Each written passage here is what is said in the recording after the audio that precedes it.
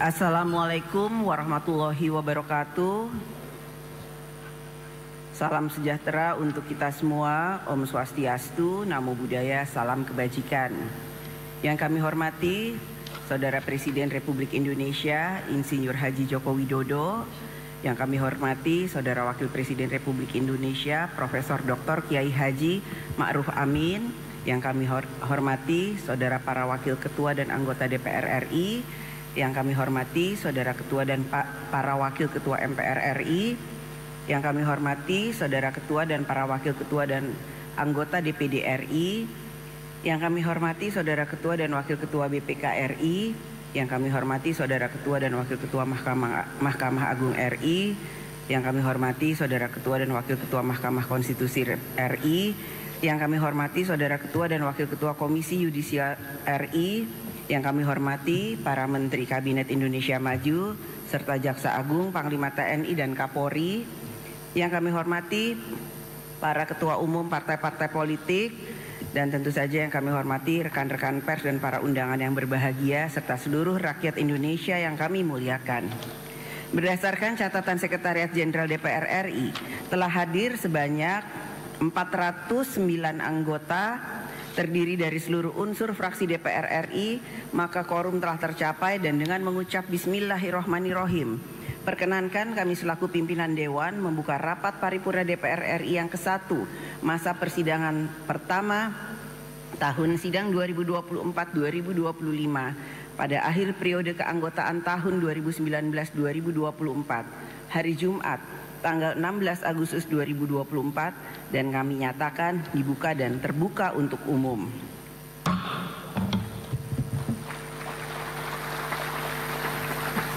Rapat paripurna DPR RI pada siang hari ini memiliki dua agenda, yaitu pertama, pidato Ketua DPR RI dalam rangka pembukaan masa persidangan pertama tahun sidang 2024-2025.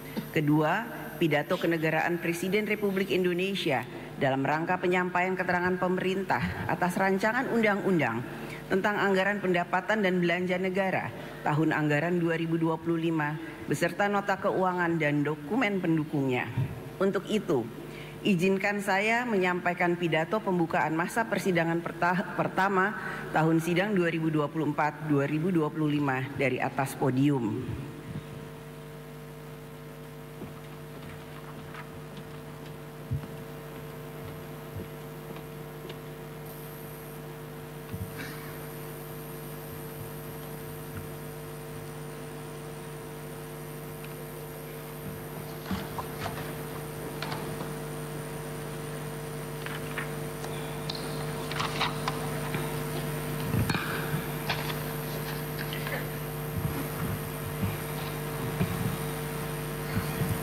Saudara Presiden dan Saudara Wakil Presiden, sidang Dewan yang terhormat, yang kami muliakan seluruh rakyat Indonesia. Puji syukur kehadirat Allah Subhanahu wa Ta'ala, Tuhan yang Maha Esa, atas segala rahmat dan karunia-Nya. Pada siang hari ini kita dapat melaksanakan tugas konstitusional pada rapat paripurna DPR RI dalam rangka pembukaan masa persidangan 1 tahun sidang 2024-2025. Masa persidangan ini merupakan masa sidang yang terakhir bagi anggota DPR RI periode tahun 2019-2024. Terdapat sejumlah agenda yang perlu menjadi perhatian di masa sidang ini untuk dapat dituntaskan sebagai wujud pertanggungjawaban kinerja DPR RI periode 2019-2024. 5 tahun terakhir perjalanan kita sebagai bangsa dan negara seperti berlayar menghadapi terpaan badai gelombang pasang surut yang tidak pernah berhenti. Dimulai dari pandemi COVID-19, konflik geopolitik regional antar negara, ketegangan geopolitik yang meluas hingga ke Timur Tengah, krisis pangan, krisis energi global, serta gejolak ekonomi global. Gejolak dan ketidakpastian global tersebut berdampak langsung terhadap kehidupan kita sebagai bangsa dan negara, ketahanan kesehatan, sosial, pangan, energi, ekonomi, bahkan kehadiran pemerintahan dalam menyelamatkan kehidupan rakyat pun seolah diuji. APBN sebagai salah satu instrumen yang strategis dalam penyelenggaraan pemerintahan negara bahkan mengalami koreksi yang sangat dalam atas ruang fiskal untuk dapat menangani berbagai urusan kebutuhan rakyat. Penurunan penerimaan perpajakan dan kebutuhan belanja subsidi yang meningkat sangat besar, sehingga pilihan pahit yang kita tempuh dengan penarikan utang yang sangat besar.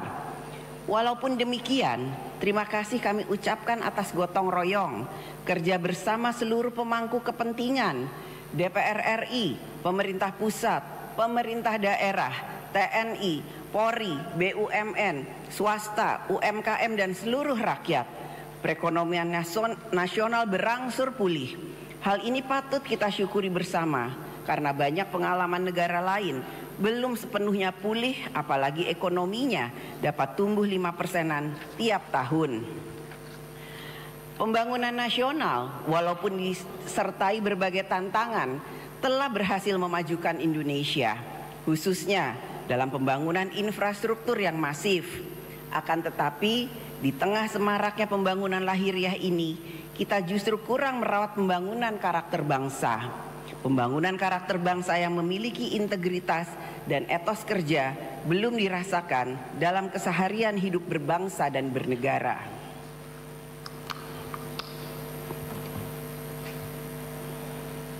Belum dirasakan adanya perubahan cara pikir, cara kerja, dan cara hidup yang dapat mempercepat kemajuan Indonesia.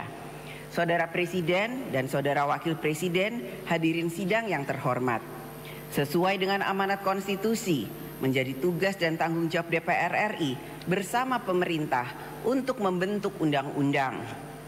Dalam memenuhi kebutuhan hukum nasional, DPR RI bersama pemerintah harus memiliki komitmen yang kuat dalam menyusun substansi undang-undang agar berisikan keberpihakan kepada rakyat, mengutamakan kepentingan nasional, menjaga persatuan dan kesatuan, serta selaras dengan Undang-Undang Dasar Negara Republik Indonesia tahun 1945. Tanpa komitmen ini, maka undang-undang dapat menjadi jalan untuk melegitimasi kekuasaan yang sewenang-wenang, menciptakan ketidakadilan sosial. Undang-undang dapat menjadi alat untuk membajak kekuasaan untuk kepentingan tertentu.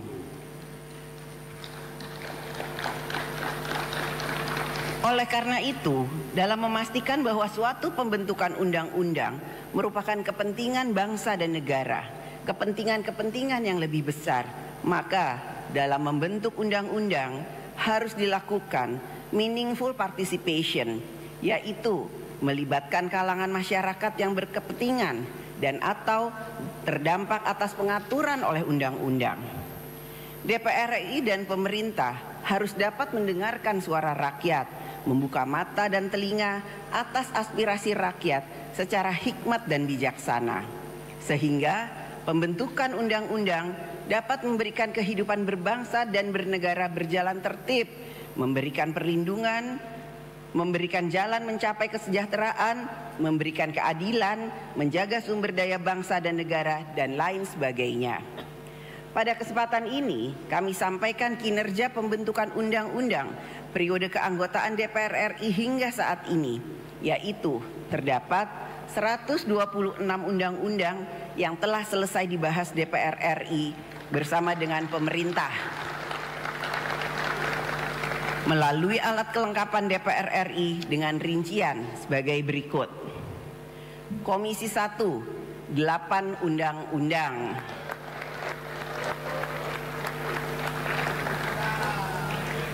Komisi 2, 80 undang-undang.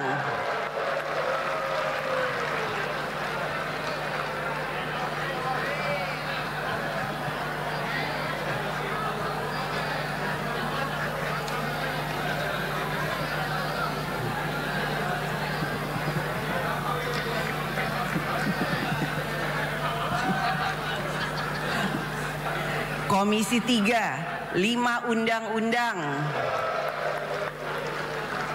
Komisi 4, 1 undang-undang. Komisi 5, 1 undang-undang. Komisi 6, 5 undang-undang. Komisi 7, 1 undang-undang. Komisi 8, 1 undang-undang. Komisi 9, 1 undang-undang. Komisi 10, 4 undang-undang. Komisi 11, 5 undang-undang. Badan Legislasi, 9 undang-undang. Badan Anggaran, 1 undang-undang. Selain Undang-Undang Anggaran Pendapatan dan Belanja Negara. Panitia Khusus DPR RI, 4 undang-undang. Pada masa persidangan ini, DPR RI bersama pemerintah dan DPD RI akan memfokuskan pada pembahasan terhadap 17 RUU yang masih berada pada tahap pembicaraan tingkat 1.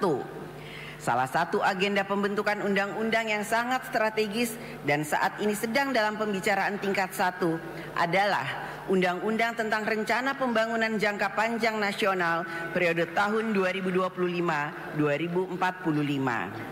Rencana Pembangunan Jangka Panjang Nasional periode tahun 2005-2025 diatur oleh Undang-Undang Nomor 17 Tahun 2007. Untuk periode selanjutnya akan dibentuk Undang-Undang Rencana Pembangunan Jangka Panjang Nasional tahun 2025-2045.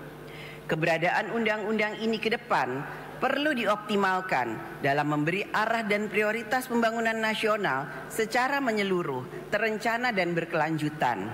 Sehingga setiap presiden, gubernur, bupati, wali kota tidak lagi memiliki ambisi visi misi pribadi masing-masing dalam membangun Indonesia. Kita secara kolektif harus memiliki politik pembangunan Indonesia yang terencana, terkoordinasi dan berkelanjutan. Perencanaan pembangunan nasional hendaknya memastikan bahwa usaha dan kerja keras kita dalam membangun Indonesia memiliki arah dan tujuan bersama. Saudara Presiden dan Wakil Presiden, hadirin sidang yang terhormat, DPR RI melalui fungsi pengawasan memastikan bahwa kinerja pemerintah dapat mensejahterakan rakyat, mempermudah urusan rakyat, membangun sarana prasarana untuk rakyat, menciptakan ketertiban, wujudkan rasa aman, dan lain sebagainya. DPR RI memberikan perhatian yang besar terkait permasalahan yang menjadi perhatian rakyat, yaitu antara lain serangan cyber terhadap pusat data nasional, penggabungan lembaga penyiaran publik, pengangkatan guru honorer menjadi pegawai pemerintah dengan perjanjian kerja, izin hak guna usaha di ibu kota Nusantara, mafia tanah, perjudian online, korupsi tambang timah, kinerja penyertaan modal negara pada beberapa BUMN, penyelesaian proyek strategis nasional, subsidi listrik di daerah tertinggal, terluar dan terdepan, alokasi kuota tambahan haji, peraturan pelaksana undang-undang omnibus tentang kesehatan, penerimaan peserta didik baru secara daring, kebijakan cleansing guru honorer, dan stabilitas nilai tukar rupiah. DPR RI juga memberikan perhatian pada persiapan penyelenggaraan pemilihan kepala daerah yang akan dilaksanakan pada tanggal 27 November 2024 yang akan datang. DPR RI akan memastikan penyelenggara pemilu melaksanakan tugasnya dengan baik sehingga seluruh pemilih menggunakan hak pilihnya secara demokratis. Secara khusus, DPR RI menggunakan hak angket atas penyelenggaraan haji tahun 2024 yang banyak menimbulkan berbagai masalah pelaksanaan haji pada tahun 2024. Pemerintah harus memiliki komitmen yang tinggi untuk menindaklanjuti berbagai keputusan rapat kerja komisi dan alat kelengkapan dewan lainnya. Komitmen pemerintah tersebut menunjukkan bahwa terdapat saling menghormati kewenangan antara lembaga eksekutif dan legislatif. Prinsip checks and balances di antara cabang-cabang kekuasaan negara, eksekutif, legislatif, dan yudikatif telah diamanatkan di dalam konstitusi, bahkan diperkuat sejak amandemen pasca reformasi. Kita dapat menikmati bagaimana prinsip check and balances cabang-cabang kekuasaan dilaksanakan dari masa ke masa sebelum reformasi. Prinsip checks and balances tersebut dapat berjalan efektif apabila kelembagaan demokrasi berada di alam yang demokratis. Kehidupan demokrasi membutuhkan kelembagaan demokrasi yang sehat. Partai politik, pemilu, kekuasaan lembaga-lembaga negara, hak-hak rakyat untuk hidup cerdas merupakan kelembagaan demokrasi yang harus dibangun di atas prinsip-prinsip yang dapat memberikan nafas kehidupan berdemokrasi. Tanpa itu, maka demokrasi tidak akan berjalan. Pada kesempatan ini, saya menyampaikan apresiasi yang dalam dan ucapan terima kasih kepada media, wartawan, dan jurnalis yang juga telah ikut melaksanakan fungsi kontrol sosial atas penyelenggaraan pemerintahan negara, termasuk terhadap DPR RI. Kepada media, rakyat juga menitipkan harapan agar dapat ikut mengawal demokrasi, mengawal jalannya kedaulatan rakyat melalui media yang mencerdaskan kehidupan bangsa. Menjadi tugas sejarah kita bersama, DPR RI dan pemerintah, untuk mewujudkan kedaulatan rakyat yang memberikan kehidupan rakyat yang semakin baik, hidup lebih sejahtera, nyaman, mudah dalam berbagai urusan, dan negara selalu hadir untuk rakyat. Saudara Presiden dan Saudara Wakil Presiden, hadirin sidang yang terhormat, DPR RI melalui tugas diplomasi menjalankan misi dan komitmen dalam membangun dunia yang lebih baik. Dunia dengan tatanan sosial, ekonomi, serta politik yang humanis, berkeadilan sosial, damai, dan melestarikan sumber daya alam serta lingkungan. Selama periode 2019-2024 ini, DPR RI telah berperan aktif dalam forum internasional yang ditunjukkan dengan kepemimpinan DPR RI dalam forum-forum internasional. Serangkaian kegiatan diplomasi tersebut dilakukan oleh DPR RI untuk memperkuat politik luar negeri Indonesia dan posisi Indonesia dalam memperjuangkan kepentingan nasional. Saudara Presiden dan Saudara Wakil Presiden, hadirin sidang yang terhormat, agenda kedua pada siang hari ini adalah pidato Presiden Republik Indonesia dalam penyampaian keterangan pemerintah atas rancangan undang-undang tentang anggaran pendapatan dan belanja negara APBN tahun anggaran 2025 beserta nota keuangannya. APBN tahun anggaran 2025 berada pada masa transisi pemerintahan, sehingga penyusunannya juga khusus sebagaimana diatur di dalam Undang-Undang Nomor 17 Tahun 2007 tentang Rencana Pembangunan Jangka Panjang Nasional tahun 2005-2025, yaitu Presiden yang sedang memerintah pada tahun terakhir pemerintahannya diwajibkan menyusun rencana kerja pemerintah untuk tahun pertama periode pemerintahan presiden berikutnya. Presiden terpilih periode berikutnya tetap mempunyai ruang gerak yang luas untuk menyempurnakan rencana kerja pemerintah dan APBN pada tahun pertama pemerintahannya melalui mekanisme perubahan APBN atau APBNP. Tahun 2025 merupakan tahun pertama dari pemerintahan baru, sehingga pemerintahan baru tersebut memiliki program-program yang sudah harus dijalankan sejak tahun pertamanya. Oleh karena itu, di dalam pembahasan kerangka ekonomi makro dan pokok-pokok kebijakan fiskal APBN tahun 2025, DPR RI dan pemerintah bersepakat untuk tetap memberikan ruang yang seluas-luasnya bagi pemerintahan yang baru dalam menjalankan program kerjanya di tahun 2025.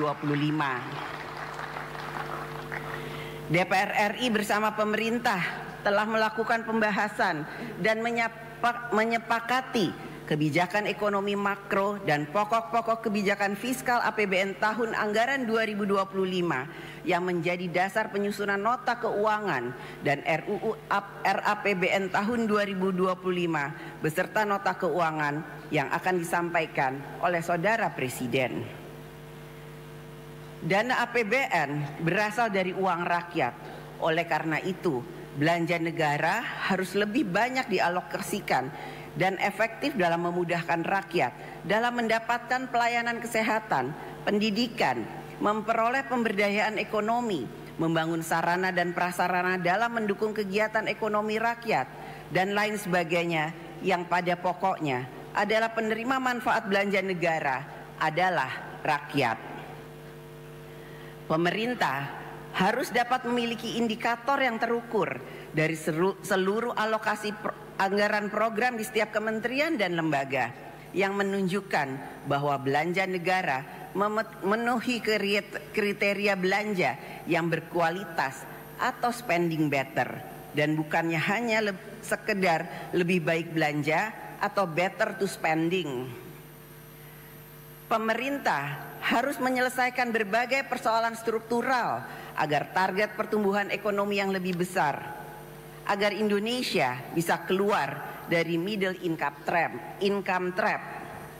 Masalah struktural seperti antara lain kedaulatan pangan, energi, kesenjangan ekonomi, kemiskinan, penciptaan lapangan kerja, industri, ekonomi kerakyatan, sumber daya manusia dan lain sebagainya masih merupakan pekerjaan rumah yang harus diselesaikan.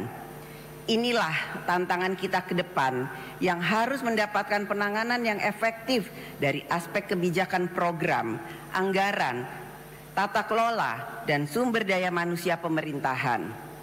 Pemerintah ke depan semakin dituntut untuk dapat menyelesaikan masalah struktural di berbagai bidang agar dapat menciptakan percepatan kemajuan dan kesejahteraan rakyat yang semakin inklusif. Saudara Presiden dan Saudara Wakil Presiden, hadirin sidang yang terhormat, selama 79 tahun lamanya kita telah membangun kemajuan Indonesia untuk menciptakan dan mewujudkan cita-cita kemerdekaan. Menjadi momentum bagi kita semua untuk melakukan kritik dan otokritik atas upaya kita selama ini dalam membangun kemajuan bangsa dan negara Indonesia. Tidak masalah seberapa cepat kita berjalan, asalkan kita tidak pernah berhenti, apalagi mundur. Kita harus terus membiasakan yang benar dan bukan membenarkan yang biasa. Kita harus terus memperkuat hal-hal yang baik dan membuang hal-hal yang buruk. Dirgahayu Republik Indonesia, sekali merdeka, tetap merdeka. Merdeka! Demikian pidato pembukaan masa persidangan 1 tahun sidang 2004-2025 dengan mengucapkan Bismillahirrahmanirrahim atas nama pimpinan DPR RI.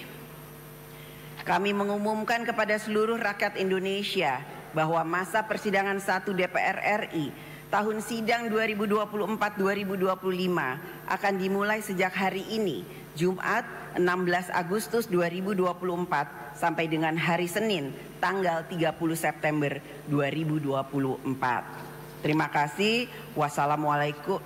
Belum ditutup.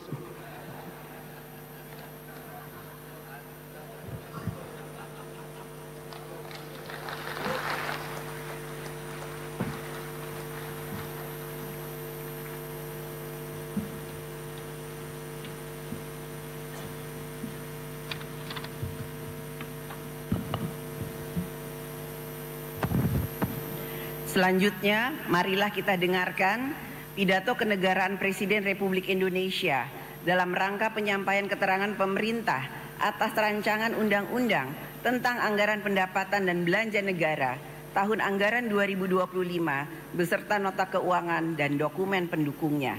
Kepada Saudara Presiden, kami persilahkan.